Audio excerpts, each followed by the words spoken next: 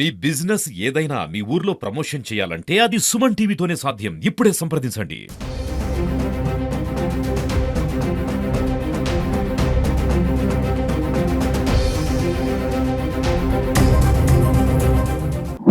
ఈ గంజాయి విక్రయించే 6 మందిని 8 మంది కన్స్యూమర్స్ ని ఈ రోజు పట్టుకున్నాము.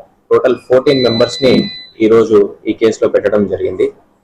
ఈ కేసులోని తెలియాల్సిన విషయాలు ఏంటంటే ఈ అక్యూజ్డ్ లో ఉన్న వాళ్ళు పెడ్లర్స్ అంటే సప్లై చేసే వాళ్ళు 6 పట్టుకున్నాము. ముద్దల నందకుమారు వయసు 34 సంవత్సరాలు, ముత్తన సాయి కుమార్ వయసు 19 సంవత్సరాలు, మేకల సాయితేజ వయసు 24 years, Pothireddy Naveen Kumar Reddy 21 years, Muttana Ganesh 24 years, Shikari Govindu 38 years. వీళ్ళు మెయిన్ గా సప్లై చేసేవాళ్ళు. వీళ్ళలో ఒక్కరు తప్ప మిగిలిన వాళ్ళందరూ కూడా ముద్దుగుబ్బలో ఉన్న నేటివ్స్ గా గుర్తించడం జరిగింది. ఇందులో మేము చేసిన ఇన్వెస్టిగేషన్ మేరకు మనకు తెలిసిన విషయాలు ఏంటంటే, ఇప్పుడు ఇందులో ఒకరిద్దరు, ఫర్ ఎగ్జాంపుల్ నందకుమార్ అనే వ్యక్తి హెచ్ఆర్ డ్రైవర్ గా పనిచేస్తూ ఉంటాడు. Is native of Muddugubba. ఈ తోలేటప్పుడు ఈ బండిని బెంగళూరు ఇలాంటి డిఫరెంట్ ప్లేసెస్ లో తోలుతా ఉంటాడు. లాస్ట్ 1 ఇయర్ నుంచి దీనికి అడిక్ట్ అయినాడు. ఇంతకు ముందు ఆల్కహాల్ అండ్ సిగరెట్ కన్సంప్షన్ లో ఉండేవాడు. ఇప్పుడు ఈ గంజాయికి అడిక్ట్ అయిన తర్వాత ఫస్ట్ బెంగళూరు నుంచే ప్రొక్యూర్ చేయడం స్టార్ట్ చేశాడు. స్టార్ట్ చేసిన తర్వాత నెక్స్ట్ ఏం చేస్తాడంటే, అది దూరం అయింది, ఇక్కడ దగ్గరలో ఎక్కడైనా ప్రొక్యూర్ చేద్దామన్న ఆలోచన ఉన్నప్పుడు అనంతపూర్ టవర్ క్లాక్ దగ్గర ఏరియాలోని ప్రొక్యూర్ చేయడం అంటే తెచ్చుకోవడం స్టార్ట్ చేశాడు అనమాట. స్టార్ట్ చేసి ఇనిషియల్ గా తినే ఏం చేస్తాడంటే, తెచ్చుకొని తినే కన్జ్యూమ్ చేసేవాడు. అంటే తనే తెచ్చుకొని దీన్ని పొడిగా చేసుకుని దాన్ని సిగరెట్ దాంట్లో కలిపి బాటిల్లో పెట్టి కుట్టడం కానీ, లేకపోతే దాంతో సెపరేట్ గా ఫిలమెంట్స్ ట్యూబ్స్ జాయింట్స్ అని అంటారంట, వాటిని రెడీ చేసుకొని కొట్టడం కానీ ఇలాంటివన్నీ చేసేవాడు. అది చేసిన తర్వాత ఇనీషియల్ గా that was his way of functioning. But తర్వాత ఏమైందంటే తనే సప్లై చేయడం మొదలు పెట్టాడు అనమాట.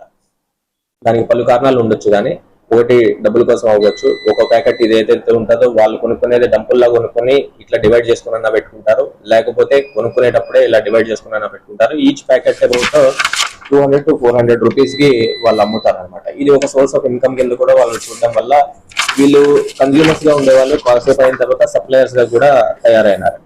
ఇప్పుడు ఈ కేసులోని మనకి ఏం జరుగుతుందంటే, కాకతీయ గేట్ దగ్గర ఆల్మోస్ట్ ఒక 6 మెంబర్స్ ని పట్టుకుంటాం అనమాట. ఈ కేసులో ఆల్మోస్ట్ 3 కిలోస్, ఇది మొత్తం కలిపి 3 కిలోస్ ప్లస్ 250 గ్రామ్స్ 3.25 కిలోస్ గంజాయి, దాంతో పాటు ఒక మోటార్ బైక్ ని పట్టుకోవడం జరుగుతుంది.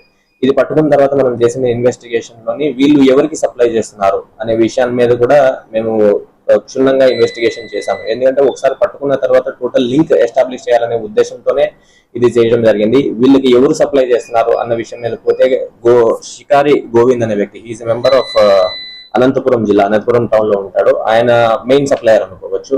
అలా అప్పర్ లింక్ కూడా ఎస్టాబ్లిష్ చేసాము. కిందకి అంటే వీళ్ళు ఎవరికి సప్లై చేస్తారు అనేది కన్స్యూమర్స్ కూడా మనం ఎస్టాబ్లిష్ చేసాము. టోటల్ గా 14 మెంబర్స్ మనం ఐడెంటిఫై చేయడం జరిగింది. వీళ్ళు కోర్టు ముందు ప్రొడ్యూస్ చేస్తాము. దీనికి సంబంధించిన సెక్షన్ 20B(2) అంటే ఇది ఇంటర్మీడియట్ క్వాంటిటీ ఆఫ్ గాంజాకి యూజ్ చేస్తాము. Greater than 1 kilos less than 10 kilos ఉన్నప్పుడు ఈ సెక్షన్ యూజ్ చేయడం జరుగుతుందండి. దీనికి శిక్ష అప్ టు 10 ఇయర్స్, అంటే అప్ టు 10 ఇయర్స్ కాబట్టి జైలు శిక్ష విధించడం ఖచ్చితంగా జరుగుతుంది. Greater than 1 year greater than 1 kilo less than 20 kilos కానీ మనకి దొరికితే ఈ సెక్షన్ అప్లై చేయడం జరుగుతుంది. ఇందులో కన్స్యూమర్స్ ఎవరైతే ఉన్నారో వాళ్ళకి సెక్షన్ 27 అప్లై చేయడం జరిగింది. ఇందులో మనం గమనించాల్సిన విషయం ఏంటంటే, ఫస్ట్ ఎవరైనా సరే పక్క వాళ్ళని చూసి ఈ గంజాయి వాళ్ళు కన్స్యూమ్ చేస్తున్నారు అనేది చూసి వాళ్ళు ఏం చేస్తారంటే, దాని గురించి తెలుసుకోవాలన్న ఆలోచన, కుతూహలము, జిజ్ఞాస ఇలా ఏదన్నా కావచ్చు, దాంతో ఫస్ట్ స్టార్ట్ చేస్తారు. స్టార్ట్ చేసిన తర్వాత అది ఒకసారి నచ్చడం మొదలుపెట్టి వాళ్ళు దానికి ఎడిక్ట్ అవుతారు. ఎడిక్ట్ అయిన తర్వాత పరిస్థితి ఎట్లా ఉంటుందంటే, వాళ్ళ పర్సనల్ లైఫ్స్ డిస్టర్బ్ అవుతాయి. వాళ్ళు ఏ వర్క్ కూడా పూర్తిగా చేయలేరు.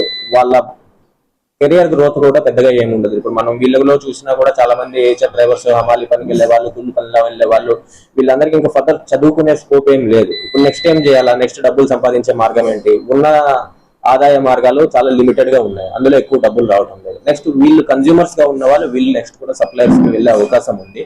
అలానే మనం కొంతమందిని ఐడెంటిఫై చేసాము. ఇది ఖచ్చితంగా ఇందులో మనం చూడాల్సిన విషయం ఏంటంటే, ఎప్పుడన్నా సరే ఇలాంటి గంజాయి కేసులు పట్టుకున్నప్పుడు ఖచ్చితంగా we will take very strong action.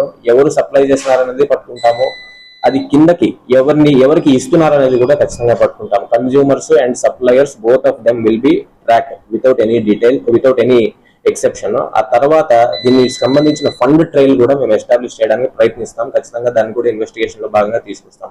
వీళ్ళ బ్యాంక్ అకౌంట్స్ కి మనీ ఎక్కడి నుంచి వస్తుంది, ఆ మనీ ఎక్కడికి పోతున్నది, ఈ ఫండ్ ట్రైల్ కూడా ఎస్టాబ్లిష్ చేసి ఇది ఏమైనా పెద్ద పెద్ద లింక్లు ఏమన్నా ఉన్నాయనేది కూడా మేము ఖచ్చితంగా ఎస్టాబ్లిష్ చేస్తాం. ఇది ప్రస్తుతానికైతే మనం ఎస్టాబ్లిష్ చేసింది అనంతపురం టవర్ క్లాక్ దగ్గర వీళ్ళు ప్రొక్యూర్ చేసుకుంటున్నారు. అది ఎక్కడి నుంచి వస్తుంది అనేది అక్కడి నుంచి మనం ఇంకా ఫర్దర్ లింక్స్ ఎస్టాబ్లిష్ చేయాల్సి వస్తుంది. ఇది మనం పట్టుకొని ఈ రోజు అరెస్ట్ చూపిస్తున్నాం కాబట్టి నెక్స్ట్ లింక్స్ అనేది ఫర్దర్ గా ఎస్టాబ్లిష్ చేయాల్సిన అవకాశం.